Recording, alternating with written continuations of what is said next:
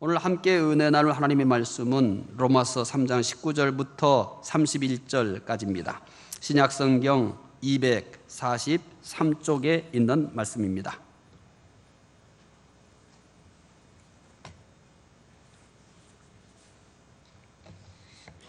로마서 3장 19절부터 31절 신약성경 243쪽에 있는 말씀입니다. 말씀 함께 읽겠습니다. 우리가 알거니와 무릇 율법이 말하는 바는 율법 아래에 있는 자들에게 말하는 것이니 이는 모든 입을 막고 온 세상으로 하나님의 심판 아래에 있게 하려 함이라. 그러므로 율법의 행위로 그의 앞에 의롭다 하심을 얻을 육체가 없나니 율법으로는 죄를 깨달음이니라. 이제는 율법 외에 하나님의 한 의가 나타났으니 율법과 선지자들에게 증거를 받은 것이라. 곧 예수 그리스도를 믿음으로 말미암아 모든 믿는 자에게 미치는 하나님의 은이 차별이 없느니라. 모든 사람이 죄를 범하였음에 하나님의 영광에 이르지 못하더니 그리스도 예수 안에 있는 속량으로 말미암아 하나님의 은혜로 값없이 의롭다 하심을 얻은 자 되었느니라.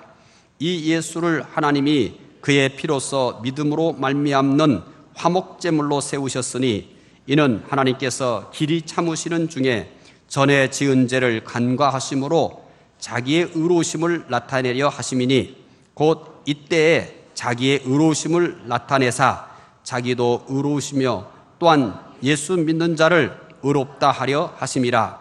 그런즉 자랑할 데가 어디냐? 있을 수가 없느니라. 무슨 법으로냐? 행위로냐? 아니라 오직 믿음의 법으로니라. 그러므로 사람이 의롭다 하심을 얻는 것은 율법의 행위에 있지 않고 믿음으로 되는 줄 우리가 인정하노라. 하나님은 다만 유대인의 하나님이시냐? 또한 이방인의 하나님은 아니시냐? 진실로 이방인의 하나님도 되시느니라. 할례자도 믿음으로 말미암아 또한 무할례자도 믿음으로 말미암아 의롭다 하실 하나님은 한 분이시니라. 그런즉 우리가 믿음으로 말미암아 율법을 파기하느냐? 그럴 수 없느니라. 도리어 율법을 굳세게 하느니라. 아멘.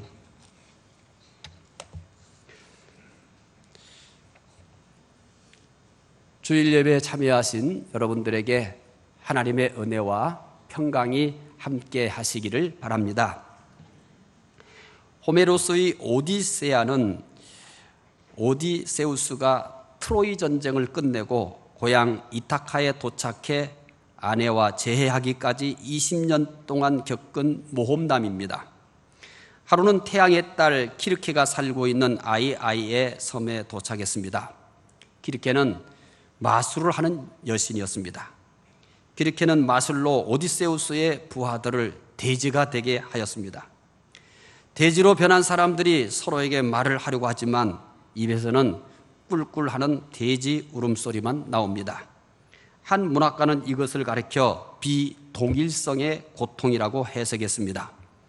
사람의 생각을 하는데 입 밖으로 나오는 것은 돼지의 울음소리일 때 날아가는 주체가 비동일성의 고통을 겪는다는 것입니다. 자신은 분명히 사람입니다. 그러나 외형은 돼지입니다.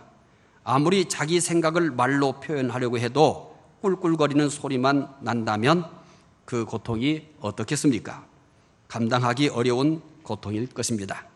사람들이 죄 때문에 겪는 고통도 이와 비슷합니다. 사람은 모두 하나님의 형상대로 창조되었습니다. 그러나 현실은 죄로 오염되어 부패한 모습으로 살고 있습니다. 바라는 것과 현실이 달라도 너무 다른 것입니다. 비동일성의 고통입니다. 하나님의 형상을 가지고 있음에도 불구하고 어찌할 수 없는 죄인의 모습으로 살아가는 것이 인간의 현실이기 때문입니다. 바울은 이런 현실을 가리켜 오라 나는 곤고한 사람이라 마음으로는 하나님의 법을 육신으로는 제 법을 섬기노라고 탄식을 했습니다. 오늘을 살아가는 모든 사람들이 바울과 같은 그런 고통 속에 살아가고 있습니다. 하나님의 형상인데 하나님의 형상으로 창조된 너무나 고귀한 존재인데 우리의 현실은 죄로 부패해 있습니다. 하나님의 형상이 있다고 하는데, 하나님의 형상대로 창조되어 있다고 하는데, 하나님의 형상을 지니고 있다고 하는데 우리는 할 수 없는 죄인의 모습으로 살아갑니다. 그래서 이런 현실 속에 우리는 비동일성의 고통을 할 수밖에 없습니다. 로마서 1장 18절부터 32절은 이방인들의 죄를 말씀하였습니다. 2장 1절부터 29절은 유대인의 죄를 말씀하였습니다.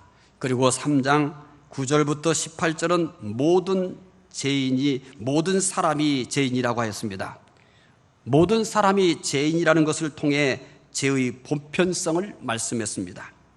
또 죄가 전인적이라는 것을 통해서 죄의 심각성을 말씀하고 있습니다. 결국 1장부터 오늘 본문에 이르기까지 끊임없이 인간의 죄에 대해서 언급하고 있다는 것입니다. 결국 모든 사람이 죄를 지었다는 죄의 보편성과 그리고 그 한 사람의 죄가 전인적이라는 사실, 이것을 통해서 죄의 심각성을 말씀하고 있는 것입니다. 죄의 가장 큰 문제는 영원한 멸망입니다. 로마서 6장 23절에서는 죄의 삭은 사망이라고 하였습니다. 모든 사람이 죄인이니 모든 사람이 사망에 이르게 된 것입니다. 죄로 인한 죽음은 가장 큰 절망입니다. 더욱 암울한 것은 사람 스스로는 아무도 죄의 문제를 해결할 수 없다는 사실입니다. 하나님은 죄 때문에 모두 죽게 된 사람을 보시고 어떤 생각을 하셨을까요? 죄 때문에 죽게 되었으니까 당연하게 생각하실까요? 한 걸음 더 나아가 통쾌하게 생각하실까요? 만약 하나님께서 이러실 것이라고 생각하는 사람이 있다면 하나님을 전혀 모르고 있는 것입니다. 에스겔서 18장 23절에서 하나님은 어떤 분인지 우리에게 다시 한번 생각하게 만듭니다. 에스겔 18장 23절 말씀 함께 읽어보겠습니다. 주 여호와의 말씀이니라. 내가 어찌 악인이 죽는 것을 조기면들 기뻐하랴. 그가 돌이켜 그 길에서 떠나 사는 것을 어찌 기뻐하지 아니겠느냐. 하나님은 악인이 죽는 것도 기뻐하지 않으십니다. 따라서 성경을 읽을 때는 언제나 주의해서 읽어야 합니다. 가끔 믿음이 약한 사람들은 하나님이 어떻게 이럴 수 있느냐고 질문하면서 매우 고통스러워하기도 합니다. 또 무신론자들은 어떻게 하나님이 이럴 수 있냐라고, 그러니까 하나님이 없다라고 이렇게 얘기하기도 합니다. 하나님의 가장 중요한 본성은 악인이 죽는 것도 기뻐하지 않습니다. 성경에 기록된 많은 다양한 사건들은 그 당시 문화와 역사적 배경 속에서 기록되었다는 사실입니다. 그런데 그런 문화 배경을 빼버리고 역사적 배경을 빼버리고 오늘날의 가치관을 가지고 성경을 읽는다면 성경을 제대로 읽을 수가 없습니다. 성경이 기록될 당시에 주변의 문화와 역사 이런 것들을 전부 고려해서 성경을 읽어야 합니다. 그럴 때 우리는 거기에서 진정 하나님의 모습이 어떤 모습인지 읽어낼 수가 있는 겁니다. 하나님은 어떤 경우에도 악인이 죽는 것도 기뻐하지 않으시는 분입니다. 하나님은 어떤 악인일지라도 그 길에서 떠나는 것을 기뻐하십니다. 이런 하나님이시기 때문에 죄 때문에 죽게 된 당사자인 사람들이 절망하는 것보다 더 절망합니다. 여러분, 이런 생각을 한번 해보셨습니까? 내가 절망하는 것보다 하나님이 더 절망하고 있다는 사실을 말입니다. 우리가 죄 때문에 고민하는 것보다 우리의 죄 때문에 하나님이 더 고민하고 계신다는 사실도 여러분 한 번이라도 생각해 보셨습니까? 우리가 죄 때문에 절망하는 것보다 하나님이 우리의 죄를 보고 더 절망하십니다. 우리가 우리의 죄 때문에 고민하는 것보다 하나님께서 우리의 죄를 보시고 더 고민합니다. 사람의 죄 문제 말고는 하나님에게는 고민이 없을 것입니다. 사람의 죄 문제는 하나님께 가장 큰 고민이었을 것입니다. 그래서 하나님은 죄인이 살 수 있는 길을 마련하신 것입니다. 죄인이 스스로의 문제를 해결해야지 어떻게 아무 죄도 없으신 하나님께서 그 죄인들이 살아갈 수 있는 죄의 문제를 해결할 수 있는 길을 마련하셨을까요? 하나님은 사람들이 죄 문제를 해결할 수 있도록 두 가지 법을 주셨습니다. 사람들의 죄 문제를 해결하기 위한 첫 번째 법은 무엇일까요? 오늘 본문 말씀인 로마서 3장 19절부터 20절 말씀 읽으시면서 하나님께서 죄 문제를 해결하기에 주신 첫 번째 법이 무엇인지 확인해 보시기 바랍니다. 함께 읽겠습니다. 우리가 알거니와 무릇 율법이 말하는 바는 율법 아래에 있는 자들에게 말하는 것이니 이는 모든 입을 막고 온 세상으로 하나님의 심판 아래 있게 하려 함이라. 그러므로 율법의 행위로 그의 앞에 의롭다 하심을 얻을 육체가 없나니 율법으로는 죄를 깨달음이니라. 사람들의 죄 문제를 해결하기 위한 첫 번째 법은 율법입니다. 하나님께서는 그의 백성들에게 율법을 주셨습니다. 그 율법에 순종하라고 하셨습니다. 그러나 율법에 순종하여 죄 문제를 해결하고 의롭게 될 사람은 한 사람도 없습니다. 율법을 알지 못하고 살 때는 자신은 그래도 괜찮은 사람인 줄 알았습니다. 그런데 율법에 순종하려고 애를 쓸수록 깨닫는 것은 한 가지밖에 없습니다. 율법에 순종하면 순종할수록 자신의 죄가 커지는 것을 보게 됩니다. 결국에는 자신의 죄가 태산보다 높고 바다의 모래보다 많다는 것을 알게 됩니다. 율법은 스스로 처리할 길이 없는 죄만 발견하게 됩니다. 그러면 율법을 왜 주셨을까요? 유대인들은 율법을 행위의 판단 기준으로 사용하였습니다. 그래서 율법으로 다른 사람을 판단하고 정죄하였습니다. 그러나 율법은 행위를 판단하기 위한 것이 아닙니다. 하나님께서 주신 율법에는 아주 특별한 기능이 있습니다. 율법의 특별한 기능은 무엇일까요? 로마서 3장 20절 말씀 함께 읽어보겠습니다. 그러므로 율법의 행위로 그의 앞에 의롭다 하심을 얻을 육체가 없나니 율법으로는 죄를 깨달음이라. 율법의 기능은 죄를 깨닫는 것입니다. 율법이 죄의 문제를 해결하지 못한다고 율법이 필요 없는 것은 아닙니다. 율법 왜 줬지? 율법 왜 필요하지? 율법은 우리를 죄인으로 만드는 것뿐인데, 죄를 발견하는 것뿐인데 율법이 왜 필요하지? 이런 생각을 하시는 분도 있을 수 있습니다. 율법이 없으면 죄를 깨닫지 못합니다. 죄를 깨닫지 못하면 죄를 알지도 못합니다. 죄를 알지도 못하면 죄가 문제가 될 수 없습니다. 죄를 알지 못하면 의에 대해서도 모릅니다. 심판에 대해서도 모릅니다. 구원에 대해서도 모릅니다. 천국에 대해서도 모릅니다. 따라서 율법이 비록 죄 문제를 해결하지 못하지만 죄 문제를 해결하기에 반드시 필요합니다. 죄를 깨닫는 것은 죄 문제를 해결하는 데 첫걸음이기 때문입니다. 그래서 갈라디아 3장 24절에서는 율법이 우리를 그리스도께로 인도하는 초등교사라고 합니다. 갈라디아서 3장 24절 보겠습니다. 이같이 율법이 우리를 그리스도께로 인도하는 초등교사가 되어 우리로 하여금 믿음으로 말미암아 의롭다함을 얻게 하려 함이라. 율법이 우리를 그리스도께로 인도하는 초등교사가 된다고 합니다. 우리 몸에 일어나는 여러 가지 증상에 대해서 이런 증상은 어디에 문제가 있고 이런 증상은 어디에 문제가 있고 이렇게 우리 몸에 일어나는 증상들을 통해서 문제를 발견합니다. 만약에 그 증상들을 알지 못하면 문제를 발견하지 못하고 문제를 발견하지 못하면 치료가 불가능한 겁니다. 율법도 마찬가지입니다. 우리의 몸의 증상을 얘기해 주는 것입니다. 몸의 증상이 어떠하면 어떤 문제가 있다는 것을 알려주는 것처럼 바로 율법은 우리의 인생을 진단하는 진단 역할을 하는 것입니다. 사람들의 죄 문제를 해결하기 위한 두 번째 법은 무엇일까요? 율법은 죄의 문제를 해결하지 못하고 죄를 깨닫게 할 뿐이라고 하였습니다. 율법이 죄를 깨닫게 하는 것이라고 해서 가볍게 생각하면 곤란합니다. 율법이 죄를 깨닫게 함으로써 죄 문제를 해결하기 위한 다음의 법을 받아들일 수 있게 합니다.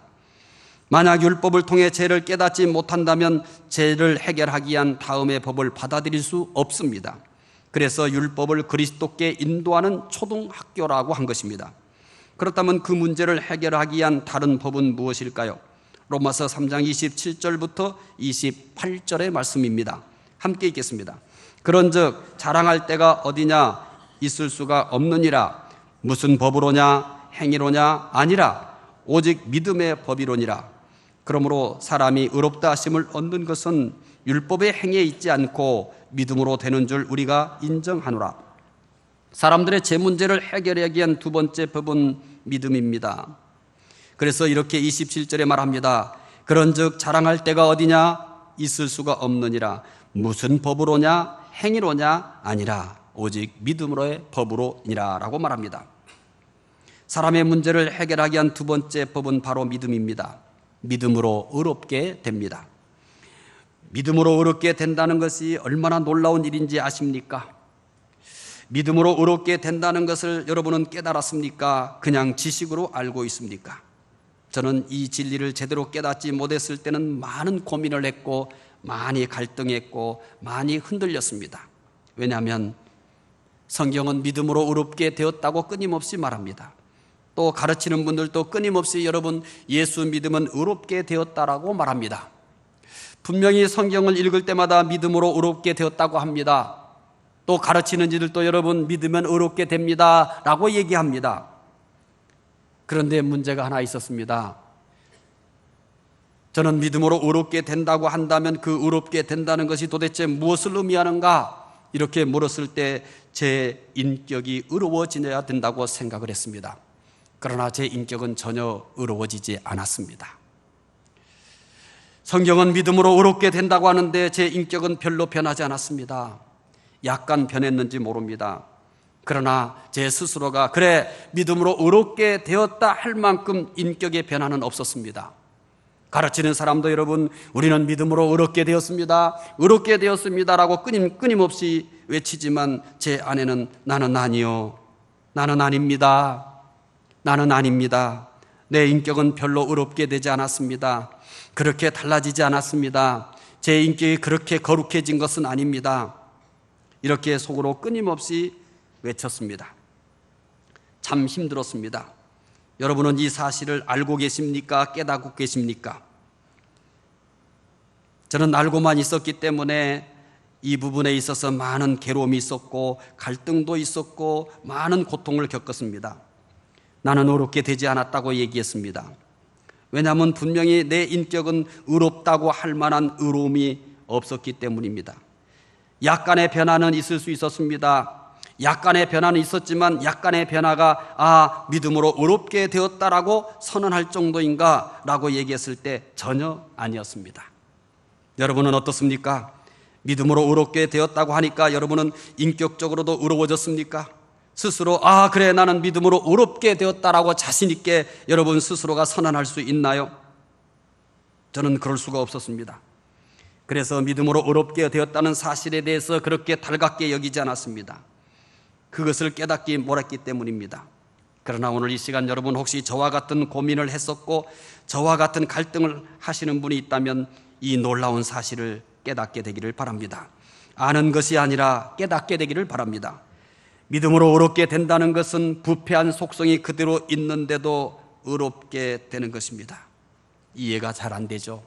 저는 이 사실을 깨달았을 때 얼마나 감격했는지 모릅니다. 성경에서 의롭게 되었다는 이야기는 내 인격이 의롭게 되었기 때문에 의롭다는 얘기가 아니었구나. 내 인격은 여전히 부패하지만 내 안에 여전히 부패한 속성이 있는데도 믿음으로 의롭게 되었구나. 아는 것이 아니라 깨닫게 되었을 때는 황홀했습니다. 놀라웠습니다. 내 안에 부패한 속성이 그대로 있다고 하여 의롭게 된 것을 의심할 필요가 없게 되었습니다. 내 안에 부패한 속성이 그대로 있어도 믿기만 하면 의롭게 된다는 사실입니다. 그러면 이런 질문을 하고 싶을 것입니다. 뭐 그런 것이 있어요? 뭐 그런 모순 덩어리가 있어요? 이렇게 얘기하는지 모릅니다. 모순이 아니라 진리요 그리고 신비입니다.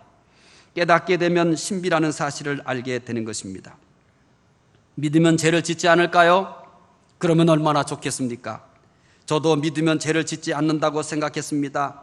아니, 죄를 지으면 안 된다고 생각했습니다. 그리고 죄를 짓지 않게 될 것이라고 생각했습니다. 그러나 웬걸요, 아무리 믿으려고 해도 여전히 죄는 반복되었습니다. 그래서 비장하게 결심도 했습니다. 금식도 해봅니다. 스스로를 채찍질 해봅니다. 그러면 효과가 있습니다. 비장한 각오를 하면 어느 정도 효과가 있습니다. 금식을 하면서 내 자신을 채찍질하면 어느 정도 효과가 있습니다. 그런데 언제나 비장한 각오로 살 수는 없잖아요. 언제나 그렇게 긴장의 끈을 놓치지 않고 살 수는 없잖아요. 언제나 내 자신에게 벌을 주면서 금식하며 살 수는 없잖아요.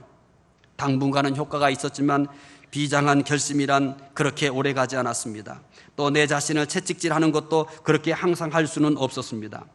비장한 각오가 약해지는 순간부터 다시 죄는 그 고개를 들기 시작했습니다.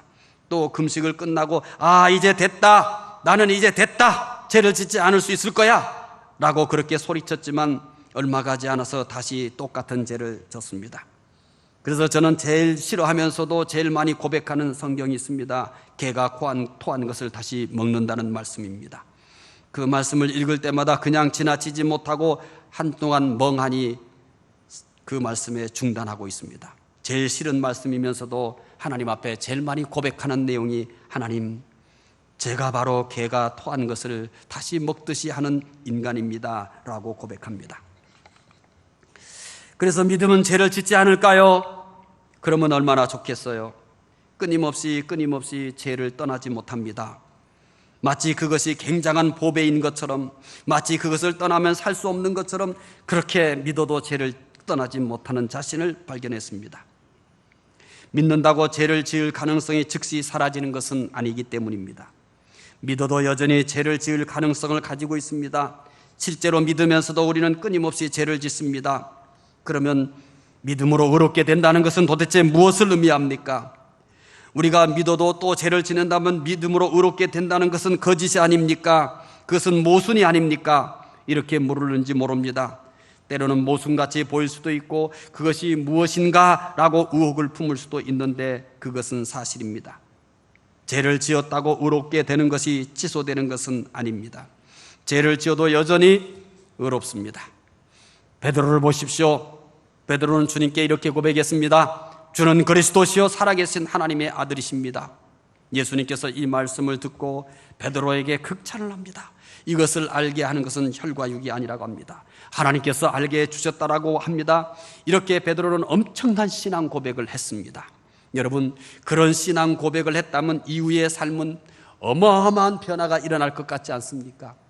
그것은 혈과 육에서 나온 게 아니라 합니다. 하나님께서 주신 것이라고 합니다. 하나님께서 주신 신앙 고백이니 이런 고백을 했다면 이후의 삶은 그 고백에 맞는 그런 멋진 삶을 살 것 같지 않습니까? 그런데 우리의 기대를 저버리고 말았습니다.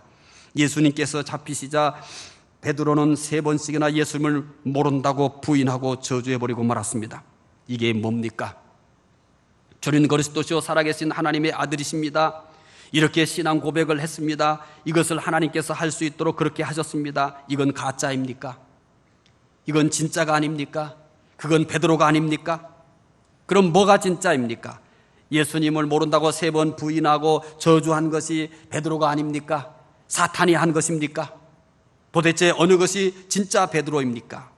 미안하지만 주는 그리스도시요 살아계신 하나님의 아들이라고 고백한 이것도 베드로입니다. 예수님을 3번씩 모른다고 부인하고 저주까지 했던 이것도 진짜 베드로입니다. 아무 문제 없습니다. 그것이 인간의 실존이기 때문입니다. 베드로가 이렇게 했다고 해서 믿음으로 의롭게 된 것이 취소되지 않았습니다. 믿음으로 의롭게 된다는 것은 참 이상합니다. 사실 이상한 것이 아니라 신비로운 것입니다. 내 안에 부패한 속성이 그대로 있는데 믿음으로 의롭게 되었습니다. 여전히 죄를 짓는데도 믿음으로 의롭게 된 것이 취소되지 않습니다. 저는 이 진리를 깨닫고 참 감사했습니다. 그리고 은혜가 무엇인지 말할 수 있게 되었습니다. 믿음으로 의롭게 된다는 것이 이해하기 어려운 신비스러운 것이지만 이것은 사실입니다. 이것이 기독교 진리의 핵심입니다. 그래서 믿기 힘들어하는 사람도 있습니다. 믿지만 의심하는 사람도 있습니다. 왜 그럴까요? 대부분의 종교가 자력구원이기 때문입니다. 즉 자신의 노력으로 구원을 얻습니다. 다른 종교는 구원을 얻기에 정해진 노력을 해야 합니다. 그런데 기독교는 이런 종교들과는 전혀 다릅니다. 기독교는 타력구원입니다. 예수님을 믿기만 하면 구원받습니다. 우리가 해야 할 것이 없습니다. 예수님께서 다 하셨기 때문입니다. 그래서 믿음으로 의롭게 되었지만 여전히 우리는 부패한 속성을 가지고 있습니다. 믿음으로 의롭게 되었지만 여전히 죄를 지을 수 있습니다. 그런데도 믿음으로 의롭게 된 것은 전혀 아무런 문제가 없습니다. 왜냐고요? 믿음으로 어렵게 된 것은 우리에게 근거를 두고 있지 않기 때문입니다. 100% 예수 그리스도에게 근거를 두고 있기 때문입니다. 어떤 종교는 무상태에 도달할 수 있다고 합니다. 그래서 무상태 해탈의 경지에 이르기 위해서 무진 고행을 하며 애를 씁니다. 눈으로 볼 수 있는데 어떻게 무에 이를 수 있나요? 여전히 귀로 들을 수 있는데 어떻게 무에 이를 수 있나요? 만지면 느낄 수 있는데 어떻게 무에 이룰 수 있나요? 살아있는 이상 불가능합니다. 성경은 이것을 인정합니다. 예, 네 스스로가 의롭게 되는 것이 아니다. 아니, 너는 절대 의롭게 될 수 없어. 믿음으로 의롭게 되는 거야. 내 안에 부패한 속성이 있지만 믿음으로 의롭게 되었어. 네가 믿음으로 의롭게 된 뒤에 여전히 죄를 지을 줄 알아. 그런데도 이것은 문제가 없어. 믿음으로 의롭게 되었어. 네가 선행을 해서 그런 것이 아니며 네가 어떤 대단한 변화가 있어서 그런 게 아니야. 예수님 때문에 의롭게 된 거야. 예수님만 믿으면 의롭게 되어 구원을 받습니다. 그래서 은혜입니다. 이 은혜를 깨닫는 그리스도인이 얼마나 많을까요? 안타깝게도 은혜를 말하지만 은혜를 깨닫는 그리스도인은 그리 많지 않습니다. 왜냐하면 제가 어려서부터 만난 그리스도인들은 끊임없이 자기 의를 자랑했기 때문입니다. 내가 이렇게 예수를 섬겼습니다. 내가 이렇게 헌금을 했습니다. 내가 이렇게 봉사를 했습니다. 예배당을 짓는데 내가 이렇게 헌금을 했습니다. 예배당을 짓는데 이렇게 내가 기여했습니다. 우리 교회는 이렇게 내가 기여했습니다. 끊임없이 이런 그리스도인들로 꽉 차 있습니다. 은혜를 아는 사람은 사실은 내가 한 것이 아무것도 없다는 것을 압니다. 그것도 은혜일 뿐입니다. 잘한 것도 은혜일 뿐입니다. 내가 설령 못해도 은혜입니다. 잘해도 은혜, 못해도 은혜. 모든 것이 은혜인 것을 여러분 아시겠습니까? 그래서 은혜는 깨달을수록 커지는 것입니다. 은혜는 깨달을수록 커지는 것입니다. 무엇을 많이 받아서 은혜가 커지는 것이 아닙니다. 여러분의 소망이 이루어져서 은혜가 커지는 것이 아닙니다. 그래요, 여러분의 소망이 이루어져서요, 그때 은혜 굉장히 많이 받은 것 같죠? 그거 얼마나 가요? 얼마나 가요? 좋아요, 또 얘기할까요? 여러분이 특별한 집회에 어마어마한 은혜 받은 적 있죠? 눈물도 쏟고 콧물도 쏟고 땅에서 뒹굴뒹굴 뒹굴기도 하고 팔딱팔딱 뛰기도 했죠? 지금 어디 갔어요? 지금 어디 갔어요? 어디 갔나요? 여러분, 내가 한 것들이 은혜가 아닙니다. 그분이 주신 것이 은혜입니다. 그래서 우리는 실수해도 은혜, 하나님 은혜입니다. 잘 안 돼도 그 측량할 수 없는 은혜에 감격하며 다시 그분을 붙듭니다. 설령 내가 어떤 것을 했다 할지라도 내가 한 것이 아니라 은혜라는 사실을 압니다. 그래서 은혜입니다. 은혜는 깨달을수록 커지는 것입니다. 성경이 말하는 은혜, 기독교에서 말하는 은혜는 공로에 의한 은혜가 아닙니다. 특별한 것을 경험하는 은혜가 아닙니다. 깨달음의 은혜입니다. 그래서 이것은 깨달을수록 커지는 것입니다. 믿음으로 의롭게 되는 것에는 차별이 있을까요? 세상에는 많은 차별이 있습니다. 인종차별이 있습니다. 성차별이 있습니다. 지역차별이 있습니다. 사회적 지위에 따른 차별이 있습니다. 경제적 수준에 따른 차별이 있습니다. 신체적 특징에 따른 차별이 있습니다. 모든 것에 차별이 있습니다. 모든 일에 차별이 있습니다. 교회는요, 교회도 차별이 있습니다. 세상에만 차별이 있는 것이 아니라 교회도 차별이 있습니다. 아니, 어쩌면 세상보다 더 큰 차별이 교회 안에 존재하고 있는지도 모릅니다. 그래서 슬픕니다. 세상 어디에도 차별이 없는 곳은 하나도 없습니다. 차별이 없는 일도 없습니다. 늘 사람들은 차별이 없다고 얘기하지만 그것은 그냥 말뿐입니다. 차별이 없는 세상은 없습니다. 교회만 차별이 있다고요? 가정에도 차별이 있습니다. 10손가락 깨물어서 안 아픈 손가락 없다고요? 예, 안 아픕니다. 아프죠? 다 아프죠? 아파요. 그런데 차별이 있습니다. 없나요? 있습니다. 정직해 보세요.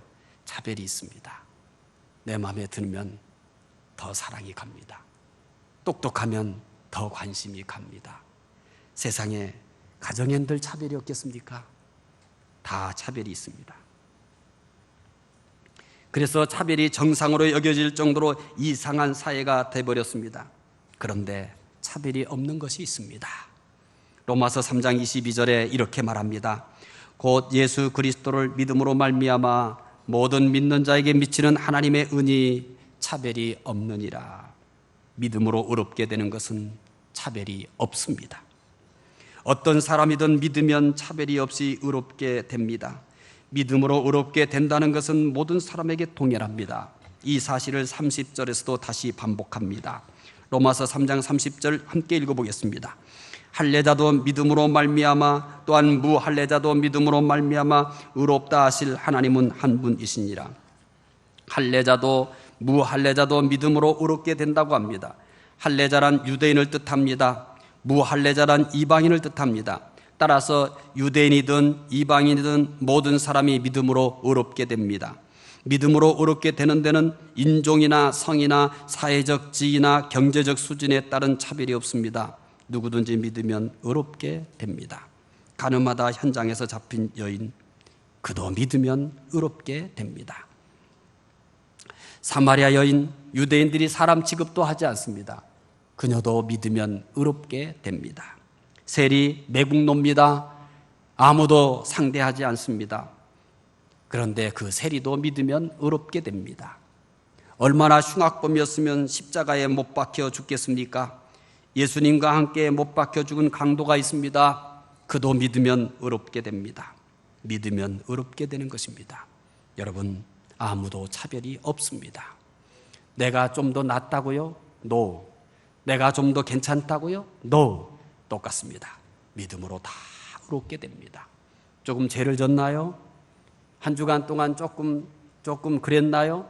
말로 말하기는 좀 그렇지만 조금 그랬어요?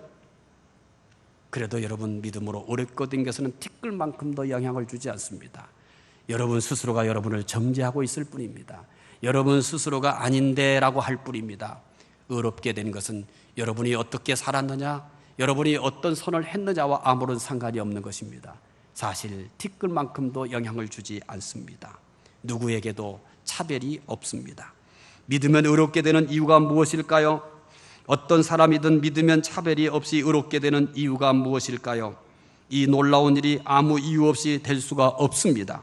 분명히 믿으면 의롭게 되는 이유가 있을 것입니다. 로마서 3장 25절에 그 이유를 밝힙니다. 함께 읽겠습니다. 이 예수를 하나님이 그의 피로써 믿음으로 말미암는 화목제물로 세우셨으니 이는 하나님께서 길이 참으시는 중에 전에 지은 죄를 간과하심으로 자기의 의로우심을 나타내려 하심이니, 믿으면 의롭게 되는 이유는 예수님께서 우리의 죄를 대신해서 십자가에 죽으셨기 때문입니다. 예수님의 십자가에서의 죽음은 놀라운 교환이 이루어졌습니다. 우리의 죄는 예수님께서 가져가셨습니다. 예수님의 은은 우리에게 전달되었습니다. 이것을 다르게 표현하면 우리의 죄는 예수님께 전가되었고 예수님의 의는 우리에게 전가되었습니다. 십자가에서 가장 신비스러운 교환이 이루어졌습니다. 누가 우리의 죄를 대신 가져가고 자신의 의를 우리에게 전달하겠습니까? 예수 그리스도만이 하실 수 있는 것입니다.